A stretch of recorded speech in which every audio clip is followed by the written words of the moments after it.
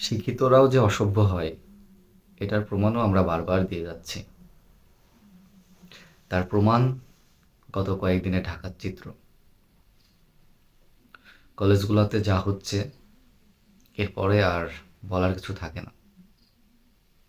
যেই ছাত্ররা কিছুদিন আগেও এক হয়ে রাষ্ট্র গঠনের চিন্তা করলো, আজকে তারাই আলাদা হয়ে গিয়ে রাষ্ট্রটাকে ধ্বংসের পথে নিয়ে যাচ্ছে। মারামারি সবকিছুর সমাধান নয়, আলোচনা হচ্ছে সবকিছুর সমাধান। আলোচনার মধ্যে দিয়ে, সমঝোতার মধ্যে দিয়েই সবকিছু সমাধান করা যায়। আজকে আমি আপনাকে মারবো, কালকে আপনি আমাকে মারবেন, এর মধ্যে দিয়ে কোনো সমঝোতা হয় না। মূর্খ মানুষ যদি একটা দোষ করে সেটা মানুষ বড় চোখে দেখে না, কিন্তু শিক্ষিত মানুষ একটা দোষ করলে, ভুল করলে মানুষ সেটাকে অনেক বড় ভাবে দেখে।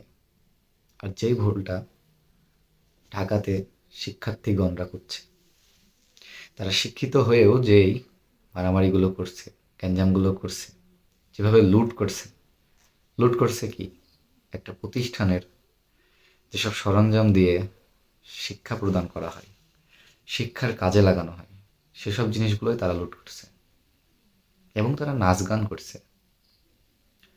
এর থেকে আর লজ্জার কি হতে পারে? এগুলো কারা করছে? শিক্ষিতরা।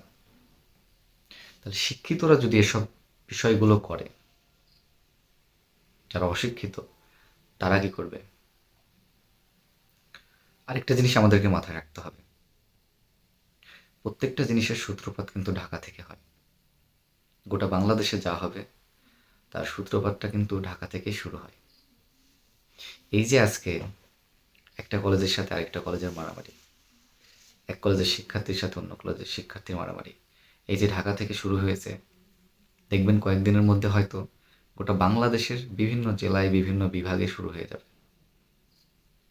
এই জন্য মূল কেন্দ্রটাকেই যদি ঠিক না রাখা যায়, অন্যান্য জায়গাগুলো আরও নষ্ট হয়ে যাবে। তো যেসব গার্জিয়ানরা আছেন তাদেরকে অনুরোধ করে বলবো, আপনাদের সন্তানরা কলেজে গিয়ে কী করছে একটু খোঁজ নিয়েন। শিক্ষিত করার জন্য পাঠাইছি, মাস্তানি করার জন্য না।